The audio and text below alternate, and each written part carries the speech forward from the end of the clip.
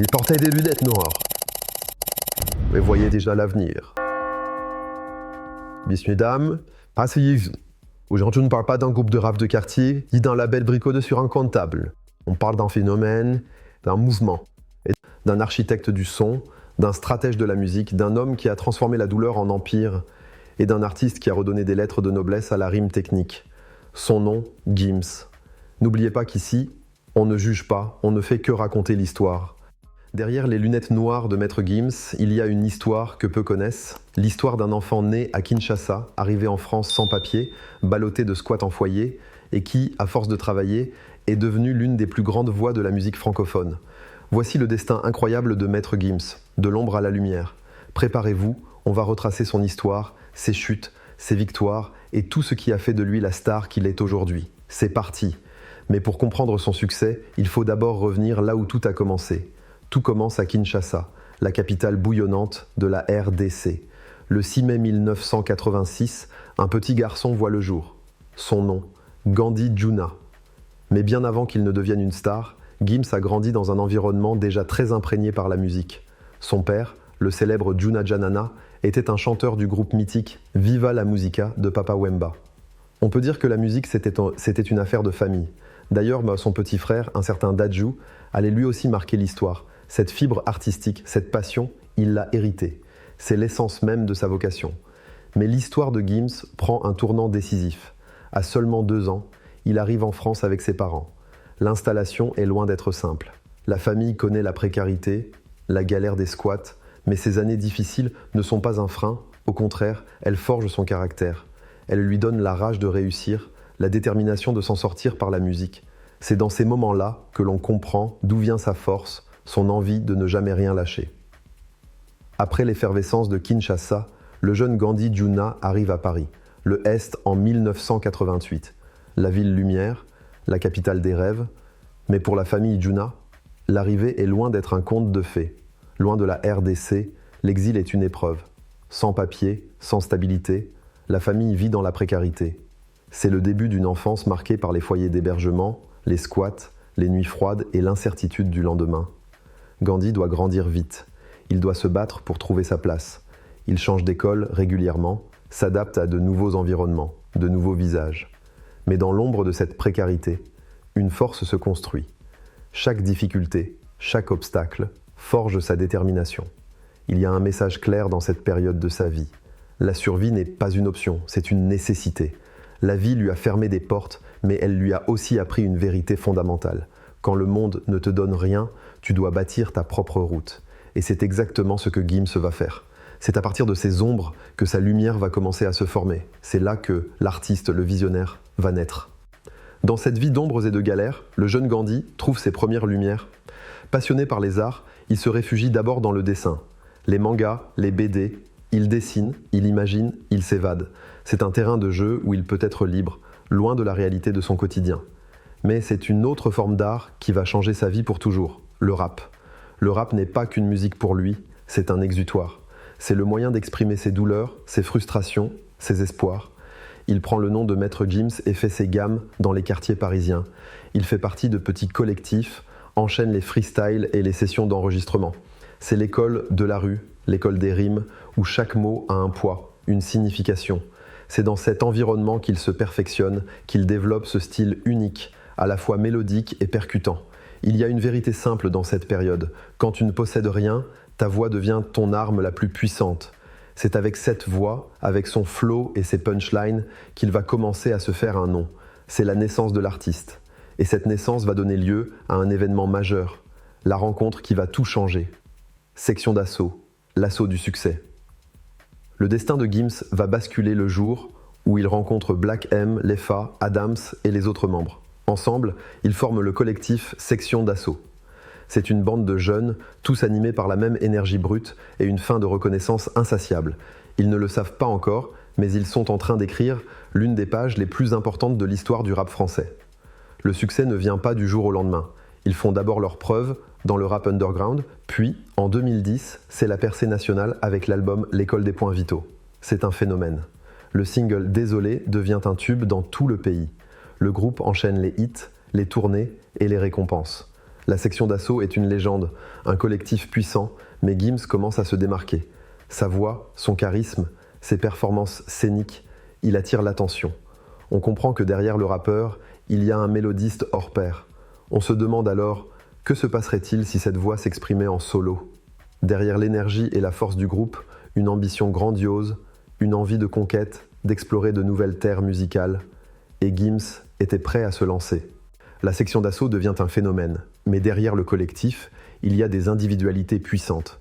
Gims, la voix, Black M le flow, Lefa, le stratège des mots, Maska, le mélodiste discret, Barack Adama, le leader de l'ombre, J.R.O. Chrome, le technicien, Doomams, le vétéran de la rime, et L.I.O. Petrodollar, le moins connu, mais présent dès le début. Chacun apporte sa pierre, ensemble, ils forment un bloc indestructible. Signé chez Watibé, sous la houlette de Dawala, ils enchaînent les triomphes. L'apogée, disque de diamant. L'école des points vitaux, triple disque de platine. NRJ Music Awards, victoire de la musique, des millions d'albums vendus. Section d'assaut, c'est plus qu'un groupe, c'est un raz-de-marée musical, c'est une légende du rap français. Mais dans cette tempête, une voix se détache. Une voix puissante, un charisme unique, une ambition immense.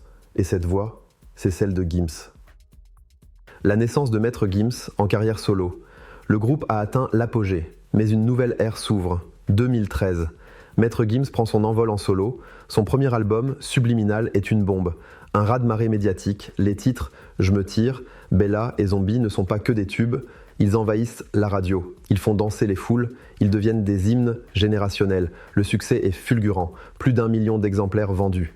Disque de diamant. Gims n'est plus seulement un rappeur. Il devient un phénomène de la pop urbaine. Son style hybride, entre rap et mélodie, impose une nouvelle signature sonore. Mais au-delà des chiffres, Gims devient un symbole, un enfant d'immigré, parti de rien, qui a tout conquis par le travail, le talent et la persévérance. 2013, Subliminal, disque de diamant. 2015, Mon cœur avait raison, triple disque de platine. 2018, Ceinture noire, encore un disque de diamant. Plus de 600 000 ventes en quelques mois, des millions de streams dans le monde entier. Et les hits s'enchaînent, sapé comme jamais avec Niska. Victoire de la musique 2016, la même avec Vianney est devenue le numéro 1 en France, chanson la plus diffusée de 2018. Est-ce que tu m'aimes ? Plus de 500 millions de vues sur YouTube. Gims explose les records de streaming. Spotify, YouTube, il devient l'un des artistes francophones les plus écoutés de tous les temps. Mais Gims ne s'arrête pas là. Il collabore avec les plus grands, Stromae, Maluma, Pitbull, Sia, Lil Wayne, Sting. En 2022, il participe à l'hymne officiel de la Coupe du Monde avec Ozuna. Arbo devient un tube planétaire, une consécration internationale, des tournées gigantesques, des zéniths, des arénas, toutes complètes. 2019, un moment historique. Gims remplit le Stade de France. 72 000 personnes chantent ses titres à l'unisson. Il devient le premier rappeur francophone à remplir ce stade en solo. Avec le Fuego Tour, plus de 40 dates en Europe. Des shows millimétrés, écrans géants, effets pyrotechniques, un spectacle à l'américaine. Puis vient le dernier tour, encore des dizaines de concerts sold out. Gims ne fait pas que remplir des salles, il transforme chaque concert en une expérience totale. Un moment gravé dans la mémoire de ses fans, des millions d'albums vendus, des records de streams, des stades pleins à craquer. Une carrière solo qui a repoussé toutes les limites. Gims n'est pas juste un rappeur, c'est un artiste complet, un bâtisseur du rap moderne, une icône pour toute une génération. Et son histoire est encore loin d'être terminée. Les triomphes et les doutes. Après le succès de Subliminal, Gims continue sa conquête. En 2015, l'album Mon cœur avait raison confirme son statut de superstar. Puis en 2018, c'est l'album Ceinture noire qui pulvérise tous les disques avec des hits comme La même, en collaboration avec Vianney, disque de diamant, des millions de vues sur YouTube, le succès est immense. Il remplit les plus grandes salles, le Stade de France, il est au sommet. Mais cette ascension fulgurante n'est pas sans son lot de critiques. Certains puristes du rap le jugent trop commercial. Son virage vers la pop est une controverse, sur l'accusation d'avoir abandonné ses racines. C'est le prix de la célébrité. Être sous le feu des projecteurs, c'est aussi être sous le feu des critiques. Derrière le succès, il y a la fatigue. Gims se confie sur ses doutes, son besoin de faire une pause pour retrouver la paix intérieure. Il a le sentiment de ne pas être reconnu à sa juste valeur en France, malgré ses succès. Il évoque même ses difficultés à obtenir la nationalité française, une blessure personnelle qu'il porte depuis des années. Parce qu'être au sommet, ce n'est pas seulement briller, c'est aussi porter le poids de ses choix, le poids de la célébrité et celui des critiques. Gims le sait mieux que quiconque. Il a triomphé, mais a aussi dû se battre contre les doutes. L'homme derrière les lunettes, le succès, les critiques, tout cela fait partie du personnage public de Gims. Mais il y a un homme derrière les lunettes noires, un homme que peu de gens connaissent vraiment. Car malgré la célébrité, Gims a toujours protégé son intimité. Derrière le personnage de scène se trouve Bilal, le nom qu'il a choisi après sa conversion à l'islam. Un homme marié, père de plusieurs enfants. Loin des caméras, il se ressource en famille, loin du tumulte médiatique. Il vit entre deux mondes, la frénésie de Paris et le calme de Marrakech, un lieu où il peut se recentrer. Cette dualité est au cœur de son identité. Il est un artiste mondial, mais il reste profondément enraciné dans ses origines congolaises. Il est un symbole de réussite pour la jeunesse, mais il n'oublie jamais d'où il vient. Ses lunettes ne sont pas un simple accessoire de mode, elles sont un bouclier, une barrière entre sa vie privée et le monde. Elles protègent l'homme qu'il est vraiment. La vraie richesse, il le sait, n'est pas dans les trophées, mais dans les racines qu'on n'oublie jamais. C'est ce qui fait sa force et son authenticité. Il est Maître Gims, le visionnaire. C'est Gims, la superstar. Mais il est aussi Bilal, l'homme qui a su trouver son équilibre entre la gloire et l'intimité. Héritage et leçon, Gims a parcouru un chemin incroyable, semé d'embûches et de triomphes. Mais son histoire ne se résume pas à des chiffres. C'est l'histoire d'un homme qui, malgré la précarité et les doutes, a su bâtir un empire musical. Avec plus de 5 millions d'albums vendus, il est devenu une icône. Mais plus que les ventes, c'est l'impact qu'il a eu sur toute une génération qui compte vraiment. Gims a inspiré, et continue d'inspirer, des millions de jeunes, en particulier ceux issus de l'immigration et des quartiers populaires. Son message est clair et puissant. Peu importe d'où tu viens, ton talent peut te porter partout. Il brise les barrières entre le rap, la pop et les autres genres musicaux, créant un son unique qui a conquis le monde.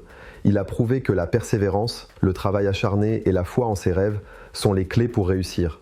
L'histoire de Gims est un héritage pour la musique francophone.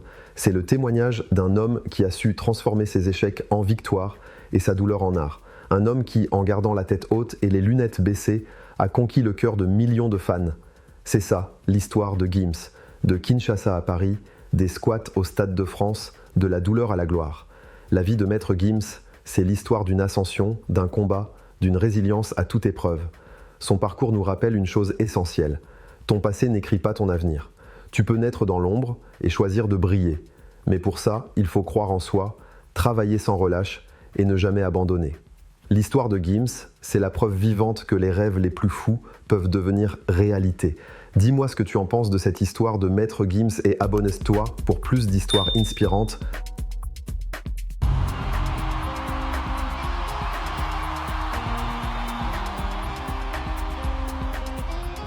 Bonsoir Paris!